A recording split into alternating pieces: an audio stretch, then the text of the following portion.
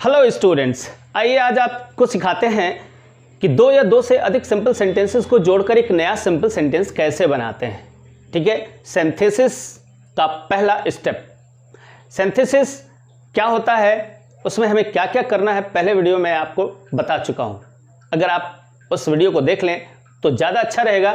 चलिए इस दूसरे वीडियो में हम देखते हैं कि दो या दो से अधिक सिंपल सेंटेंसेस को जोड़कर एक नया सिंपल सेंटेंस हम कैसे बनाते हैं। हेडिंग पड़ी हुई है फॉर्मेशन ऑफ सिंपल सेंटेंसेस। जी हाँ, यहाँ पर हम आपको बतलाते हैं कि सिंपल सेंटेंसेस का फॉर्मेशन मीन्स उनका निर्माण कैसे किया जाता है। ओके, तो सबसे पहले तो जानिए आप कि ये सिंपल सेंटेंस होता क्या है। तो चलिए जरा जान लेते हैं। देखिए, मैंने आपको पिछले वीडियो में भी बताया था कि सिंपल सेंटेंस एक ऐसा वाक्य होता है जिसमें कुछ शब्द होते हैं, दो या दो से अधिक शब्दों का समूह होता है और उस समूह में केवल एक टेंस बताने वाली क्रिया होती है। ध्यान दीजिए, टेंस बताने वाली अर्थात फाइनाइट वर्ब संख्या में केवल और केवल एक होती है। ऐसे ही हम किसी भी सेंटेंस को सिंपल सेंटेंस कहते हैं। जी हाँ, और यहाँ पर आपको करना क्या है, यहाँ पर आपको करना है कि यहाँ पर मान लीजिए दो या दो से अधिक सेंटेंसेस रखे हुए हैं और इन सेंटेंसेस को जोड़कर हमें एक नया सिंपल सेंटेंस बनाना है। हमें इन तीन वाक्यों को जोड़ना है। ध्यान रखें, ये तीनों ही सिंपल सेंटेंसेस हैं, अर्थात सिंपल सेंटेंसेस मीन्स यहाँ पर एक फाइनाइट वर्ब है, यहाँ पर एक फाइनाइट वर्ब है और यहाँ पर भी एक फाइनाइट वर्ब है। ओके, सो यहाँ पर तीन सेंटेंसेस ऐसे हैं जिनमें टेंस बताने वाली क्रियाएं अलग अलग हैं और इन तीनों ही सेंटेंसेस को जब हम कंबाइन करेंगे अर्थात जब हम उन्हें जोड़ेंगे और जोड़कर एक नया सिंपल सेंटेंस बनाएंगे तो आपको जो सबसे पहली बात ध्यान में रखनी है वो ये कि इन तीन क्रियाओं में से केवल एक ही क्रिया यहाँ पर होनी है। ओके, वो चाहे ये हो या ये हो या ये हो, इन तीनों में से किसी एक फाइनाइट वर्ब को इस सेंटेंस में रखना है। बाकी शेष बची हुई जो फाइनाइट वर्ब्स हैं या तो उनको रिमूव कर देना है और या फिर अगर आप रिमूव नहीं कर सकते हैं तो फिर उनको बदल देना है नॉन फाइनाइट वर्ब्स में, अर्थात उन्हें हमें फाइनाइट वर्ब से नॉन फाइनाइट वर्ब में चेंज कर देना है।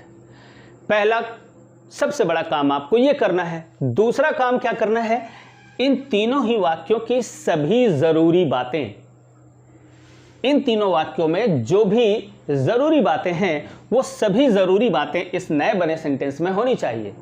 ओके, कोई भी बात मिस नहीं होनी चाहिए, सारी की सारी इंपॉर्टेंट जो बातें हैं वो यहाँ पर होनी चाहिए, जितनी भी इंफॉर्मेशन दी हुई है। तो ओके, अच्छा, जितने भी गैर जरूरी वर्ड्स हैं अर्थात जो रिपीटिंग वर्ड्स हो जाते हैं वो गैर जरूरी हो जाते हैं, आप उनको रिमूव कर सकते हैं। तो ध्यान में रखना है आपको यही दो खास बातें।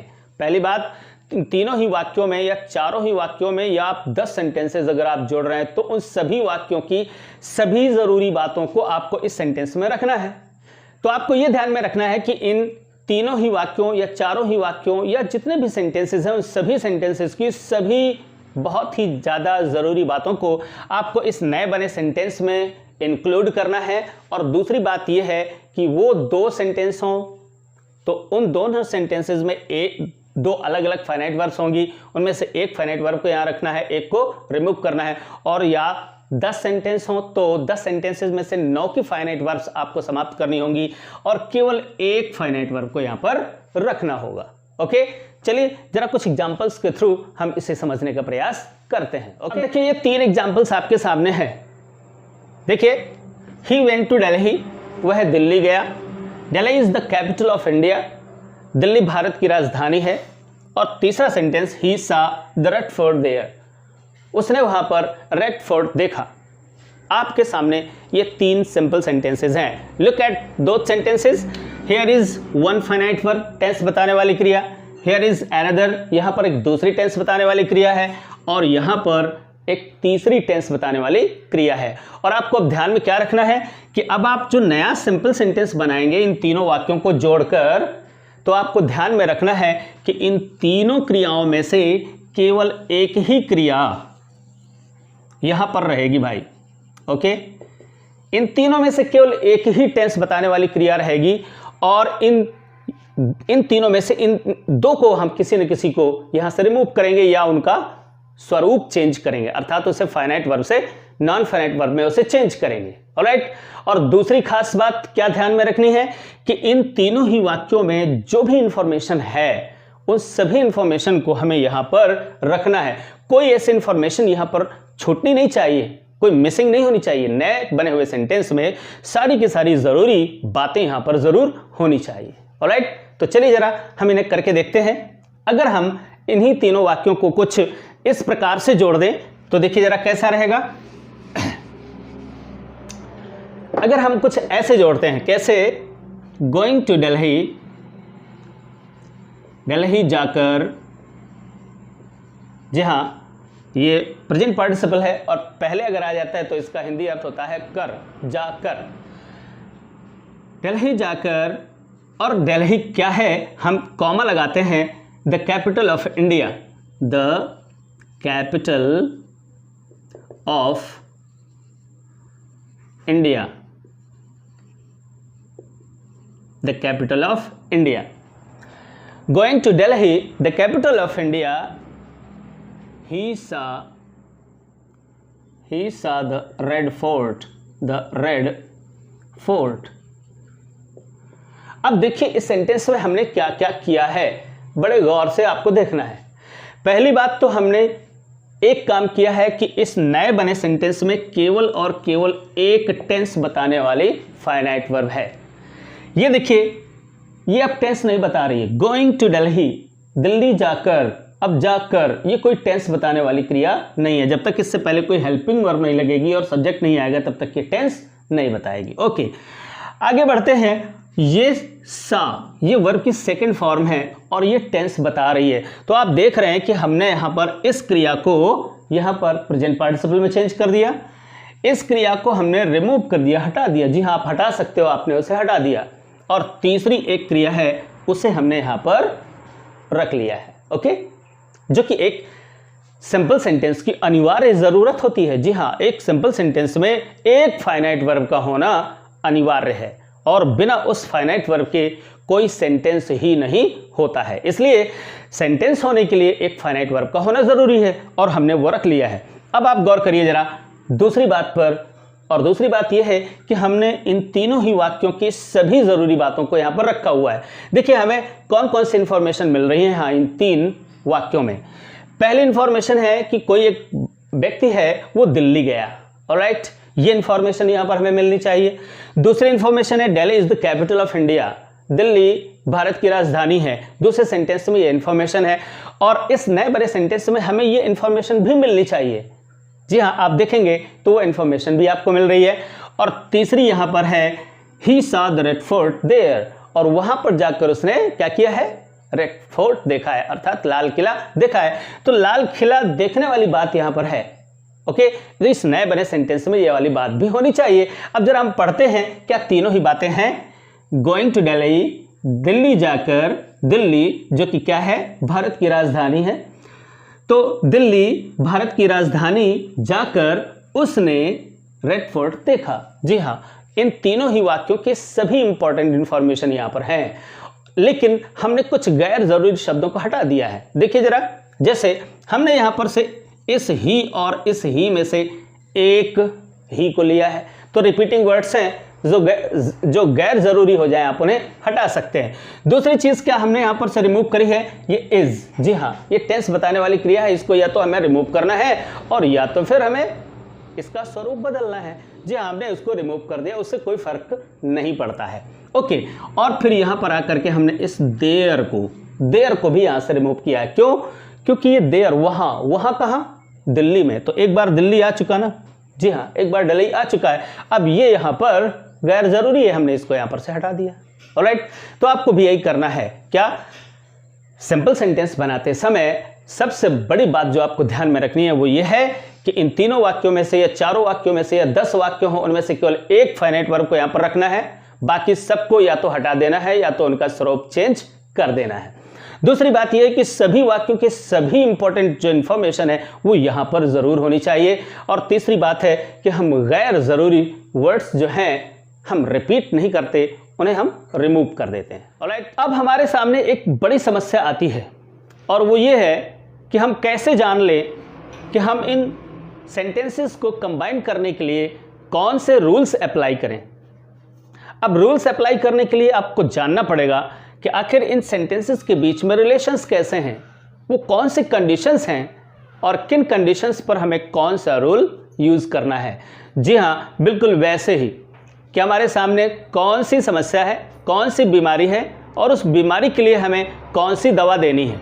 जी हाँ, तो यहाँ पर आपके सामने सिंपल सेंटेंस को जोड़ते समय 8 प्रकार की बीमारियाँ आएंगी सामने, और 8 प्रकार की उन बीमारियों से हमें मुक्ति प्राप्त करने के लिए हमारे पास 8 प्रकार के रूल्स हैं या 8 प्रकार के तरीके हैं। अब उन सभी तरीकों को हम एक एक करके डिस्कस करेंगे। तो आज इस वीडियो में हम पहले तरीके को अर्थात पार्टिसिपल का प्रयोग करेंगे। अब जानिए कि ये पार्टिसिपल क्या होता है, कितने प्रकार की होती हैं और हम इनका प्रयोग कब करते हैं, कैसे करते हैं। ऑलराइट, तो देखते रहिए, मेरे साथ जुड़े रहिए। अब देखते हैं पहला अस्त्र। जी हाँ, सबसे पहले आप देखिए कि सबसे पहला रूल है पार्टिसिपल। पार्टिसिपल क्या होता है? पार्टिसिपल नॉन फाइनाइट वर्ब का एक स्वरूप होता है, अर्थात ये क्रिया का ही एक रूप होता है जो वास्तव में केवल क्रिया का के लिए काम नहीं करता, बल्कि क्रिया के साथ साथ वो एडजेक्टिव का काम भी करता है। इसके 3 रूप होते हैं। देखिए, एक पहले स्वरूप को कहते हैं प्रेजेंट पार्टिसिपल, दूसरे स्वरूप को परफेक्ट पार्टिसिपल और तीसरे स्वरूप को पास्ट पार्टिसिपल। ओके, अब ये भी उस पार्टिसिपल के 3 अंग हैं, और जी हाँ, अब इनका अलग अलग प्रयोग हम किन किन कंडीशंस पर करेंगे, कौन से ऐसे सेंटेंसेस के बीच में ऐसे कौन से रिलेशंस होंगे या कैसी कंडीशंस होंगी जब हम प्रेजेंट पार्टिसिपल का प्रयोग करेंगे, परफेक्ट पार्टिसिपल का प्रयोग करेंगे या पास्ट पार्टिसिपल का प्रयोग करेंगे। तो सबसे पहला हम देखते हैं प्रेजेंट पार्टिसिपल का प्रयोग करके 2 या 2 से अधिक वाक्यों को जोड़ना। जी हाँ, चलिए अब देखिए, आपके सामने पहला रूल है by using present participle. Present participle का प्रयोग करके हम 2 या 2 से अधिक सिंपल सेंटेंसेस को एक नए सिंपल सेंटेंस में कैसे बना लेते हैं, ज़रा इस बात को गौर से देखिए। लेकिन उससे पहले ज़रा जान लीजिए कि प्रेजेंट पार्टिसिपल होती क्या है। बहुत ही आसान सी चीज़ है। देखिए ज़रा, प्रेजेंट पार्टिसिपल और कुछ नहीं, किसी भी वर्ब में आईएनजी लगा दीजिए, किसी भी वर्ब में कि फर्स्ट फॉर्म में आईएनजी लगा दीजिए। ध्यान दीजिए, आईएनजी फॉर्म तो आप जानते हैं हमेशा ही वर्ब की फर्स्ट फॉर्म में ही लगाई जाती है, कभी सेकंड या थर्ड फॉर्म में नहीं लगाई जाती। तो किसी भी वर्ब की फर्स्ट फॉर्म में आप आईएनजी लगाएंगे और वो बन जाएगी प्रेजेंट पार्टिसिपल। और जब हम वाक्य में इसका प्रयोग, प्रेजेंट पार्टिसिपल का प्रयोग जब हम करते हैं तो उसका हिंदी अर्थ क्या निकलता है। जैसे यहाँ पर देखिए, गो प्लस आईएनजी बराबर गोइंग, और इसका हिंदी अर्थ कभी निकलेगा जाकर, अथवा कभी उसका अर्थ निकलेगा जाते हुए। तो कर या हुए में उसका अर्थ निकलता है। जैसे इधर गोइंग का अर्थ कभी निकलेगा जाकर और कभी जाते हुए। ऐसे ही सी प्लस आईएनजी बराबर सीइंग, इसका अर्थ कभी निकलेगा देख कर और कभी इसका अर्थ निकलेगा देखते हुए। चलिए, ये कैसे और कब इनका कहाँ पर कैसा अर्थ निकलेगा अभी हम एग्जाम्पल्स के थ्रू इसको समझेंगे। लेकिन अब सबसे पहले आपको ये जानना है कि इस रूल को हम कब अप्लाई करेंगे। तो बड़े ध्यान से देखिए, बहुत ही सिंपल सी 2 छोटी छोटी बातें हैं, रादर 3 छोटी छोटी बातें हैं, जिन्हें यदि आप अपने दिमाग में रखते हैं और यहाँ पर लिखे हुए जो सेंटेंसेस हैं, इन सेंटेंसेस में अगर वो 3 बातें अगर यहाँ पर आप पाते हैं तो फिर इन दोनों ही वाक्यों को जोड़ने के लिए आप प्रेजेंट पार्टिसिपल का प्रयोग करेंगे। अब वो कौन सी बातें हैं, ज़रा गौर करिए। पहली बात है, या तो दोनों ही वाक्यों के सब्जेक्ट्स एक ही व्यक्ति हों, दोनों ही वाक्यों के सब्जेक्ट्स एक ही हों। एक ही मतलब, सपोज यहाँ पर लिखा है अन्नू, ओके, तो यहाँ पर भी क्या होगा, अन्नू ही लिखा होगा। ओके, जी हाँ, पहली कंडीशन है कि दोनों ही वाक्यों के सब्जेक्ट्स एक ही व्यक्ति होने चाहिए। अथवा क्या है, देखिए जरा, अथवा ये होना चाहिए कि पहले वाक्य का सब्जेक्ट जो भी है वो बना रहे, दूसरे वाक्य का सब्जेक्ट है, अगर सपोज यहां पर है राधा, तो पहले वाक्य का ऑब्जेक्ट और दूसरे वाक्य का सब्जेक्ट एक ही व्यक्ति होना चाहिए। ये ध्यान में रखिए आप। ओके, तो पहली कंडीशन क्या हुई, या तो दोनों वाक्यों के सब्जेक्ट्स एक ही व्यक्ति या एक ही वस्तु हो, अथवा पहले वाक्य का ऑब्जेक्ट और दूसरे वाक्य का सब्जेक्ट एक ही व्यक्ति हो। ओके, तो इस प्रकार से ये दो बातें हो गई। और दूसरी जो खास बात आपको ध्यान में रखनी है वो ये कि यहाँ पर ये जो वर्ब है, जो क्रिया है, इस एक वाक्य में एक क्रिया ये होगी और दूसरे वाक्य में एक क्रिया ये होगी। इन दोनों ही क्रियाओं के घटित होने के बीच कोई टाइम गैप नहीं होना चाहिए, टाइम गैप नहीं होना चाहिए। ओके, ये ध्यान में रखना है। मीन्स इस क्रिया के घटित होने के तुरंत बाद इस क्रिया को घटित होना चाहिए। अर्थात जैसे ही एक क्रिया पूरी हो, जैसे ही एक क्रिया पूरी हो या अभी वो पूर्ण रूप से समाप्त भी ना हुई हो कि दूसरी क्रिया घटित होने लग जाए, यहाँ पर टाइम गैप नहीं होता है। और अगर ऐसी कंडीशन है तो आप फिर प्रेजेंट पार्टिसिपल का प्रयोग कुछ इस प्रकार से कर लेंगे। जरा देखिए कैसे कर लेते हैं। देखिए, ये दो एग्जाम्पल्स आपके सामने रखे हुए हैं, अच्छे से इन एग्जाम्पल्स को देखिए और जो कंडीशंस मैंने आपको बतलाई उन कंडीशंस को जरा पहले चेक करिए, क्या वो कंडीशंस मैच करती हैं, और अगर मैच करती हैं तो फिर आप प्रेजेंट पार्टिसिपल का प्रयोग कुछ इस तरह से करेंगे। ज़रा देखिए, पहले तो कंडीशंस चेक करते हैं। देखिए, क्या दोनों ही वाक्यों के सब्जेक्ट्स एक ही व्यक्ति हैं? वेल, हमने लिखा हुआ है अन्नू सा ए लॉयन, अन्नू ने एक शेर देखा, सी रैन अवे, वो भाग गई। अब देखिए जरा, ये सी कौन है? लॉयन है। लॉयन तो एक शेर होता है, ओके, और उसकी फीमेल लॉयनेस होती है। तो ये तो पक्का हो गया कि लॉयन तो ये नहीं है, ओके। अर्थात अब ये जो अन्नू है, समटाइम्स ये कभी लड़कों का नाम होता है और कभी कभी लड़कियों का भी होता है। जी हाँ, मैं जानता हूँ, कभी कभी लड़कियों का नाम भी होता है। तो जरा ध्यान दीजिए, अन्नू और ये सी। अब यहां पर देखना है कि ये लॉयन तो सी नहीं हो सकता, क्योंकि अगर ये लॉयन फीमेल होती तो यहां पर लॉयनेस लिखा होता। ऑलराइट, तो इसका मतलब तो ये हो गया कि अन्नू और सी दोनों ही एक ही व्यक्ति हैं। तो पहली कंडीशन पूरी हुई। दूसरी कंडीशन जरा देखिए, क्या ये जो सा, SAW, सा देखा और रैन भागा, ये दोनों क्रियाओं के बीच में क्या टाइम गैप है? हो सकता है? जरा गौर करिए, नहीं हो सकता। देखिए जरा, आपका कॉमन सेंस आपको बतलाएगा कि अन्नू जैसे ही लॉयन को देखेगी, अब वो वहां पर बैठकर टाइम गैप नहीं करेगी, तुरंत ही भागेगी। अब ऐसा तो नहीं हो सकता कि कोई शेर को देखे और फिर इसके बाद थोड़ी देर वहां पर बैठे चाय नाश्ता करे और इसके बाद में भागे। जी नहीं, ये दोनों ही काम क्या होंगे? एक के बाद एक स्वाभाविक रूप से तुरंत होंगे। जी हाँ, तो यहां पर टाइम गैप भी नहीं है। जी हाँ, तो ये कंडीशंस आपको देख लेनी है। और अगर ये कंडीशंस हैं तो फिर हमें प्रेजेंट पार्टिसिपल का प्रयोग कैसे करना है, चलो जरा देख लो। अगर हम देखते हैं कि दोनों ही वाक्यों के सब्जेक्ट्स एक ही व्यक्ति हैं, ओके, और क्रियाओं के बीच में टाइम गैप नहीं है या नहीं हो सकता, तो फिर क्या करते हैं? पहले घटित होने वाली जो क्रिया होती है उस क्रिया को प्रेजेंट पार्टिसिपल में चेंज करेंगे। ओके, सो यहां पर पहले कौन सा काम हो रहा है? देखने का। देखने काम पहले हो रहा है, तभी तो भागा है। जी हाँ, तो इसी क्रिया को हम प्रेजेंट पार्टिसिपल में चेंज करेंगे और उसे वाक्य के स्टार्टिंग में रख देंगे। ओके, तो इसकी फर्स्ट फॉर्म लाएंगे। प्रेजेंट पार्टिसिपल में बदलने के लिए क्या करना पड़ेगा? सा की फर्स्ट फॉर्म सी लाएंगे। तो यहां पर क्या हो जाएगा?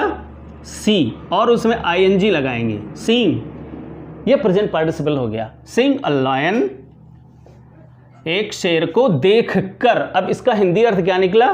एक शेर को देखकर। अब ये सी, ये प्रोनाउन है, और प्रोनाउन के अल्टरनेटिव में अगर कोई नाउन है तो उस नाउन को यहां पर रखते हैं, न कि प्रोनाउन को। ओके, सो अन्नू, जी हां, अन्नू रैन अवे। यस, ये हो गया।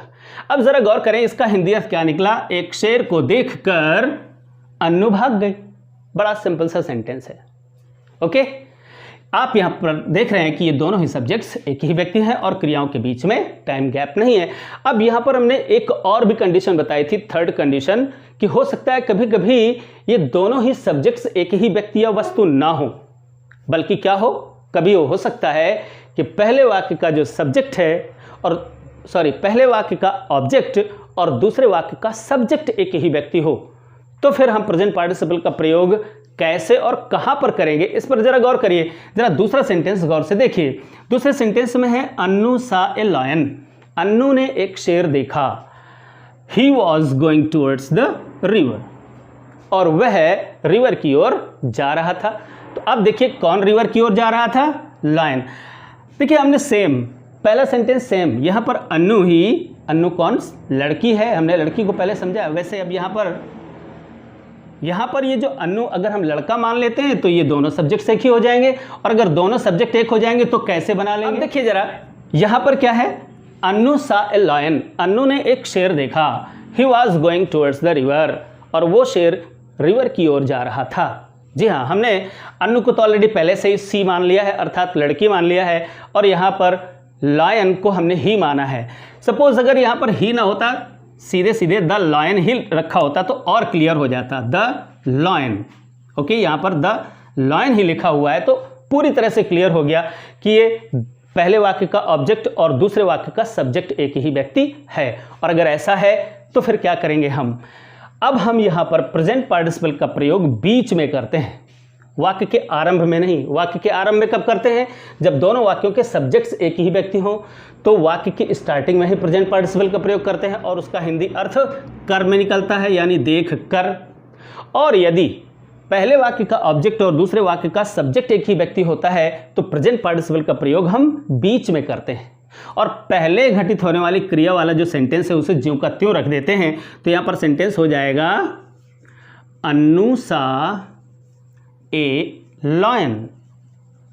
अब बीच में यहां कॉमा नहीं लगाना है, यहां पर आपने कॉमा लगाया बट यहां पर कॉमा नहीं लगाना है।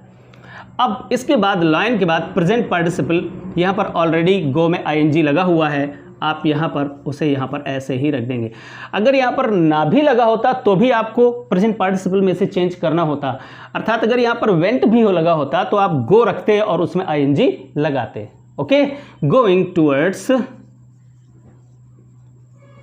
The river. अब जरा गौर करें कि इसका हिंदी अर्थ क्या निकला। अन्नू ने एक शेर देखा और गोइंग जाते हुए टूवर्ड्स द रिवर, रिवर की ओर जाते हुए। तो इसका अर्थ निकला अन्नू ने एक शेर को नदी की ओर जाते हुए देखा।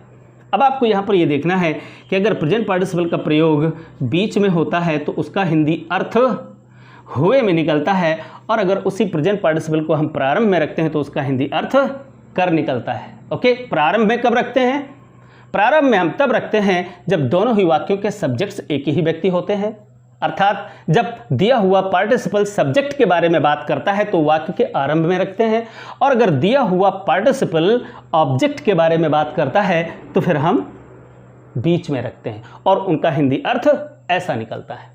ओके, तो ये हुआ आपका प्रेजेंट पार्टिसिपल। इसको आप बार बार देखिए।